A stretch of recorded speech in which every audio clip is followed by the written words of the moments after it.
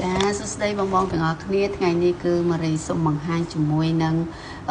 កៅអៀតពិសេសចាគឺអ្នកម្ដាយឲ្យទិញទេចាថ្ងៃនេះគឺទិញមកដល់3ទៀតហើយនិយាយទៅគឺប្រើចុះមែនតែនប៉ុន្តែគឺល្អប្រើ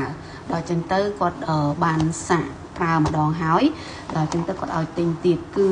ចុករយព្រួយដោយសារម្ចាស់គាត់ម្ចាស់ចឹងទៅ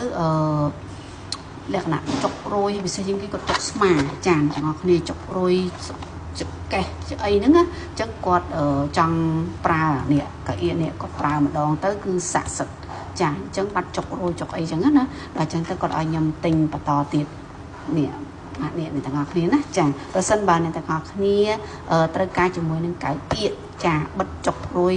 បំបត្តិការឈឺចាប់សម្រាប់មនុស្សចាស់ឬក៏យើងក្មេងៗហ្នឹងចុករយអីហ្នឹងរៀងចុកកេះចុកឆ្អឹងខ្នងអីហ្នឹងគឺអាចប្រើនេះបានចាគឺគាត់ថានឹងប្រកែល្អខ្ញុំអត់ដែរប្រើទេព្រោះខ្ញុំអត់ចេះចុករយទេប៉ុន្តែគាត់ឲ្យខ្ញុំទិញទៀតហើយហ្នឹងគឺទិញមក3ដែរគាត់ថារងចាំយូរហើយទាំងគ្នាចាអញ្ចឹងប្រសិនបើអ្នកទាំងអស់គ្នាពេញចិត្តក៏អាចធ្វើការកម្មង់សាក់ប្រើបានដែរណាអ្នកទាំងអស់គ្នាចាអរគុណច្រើន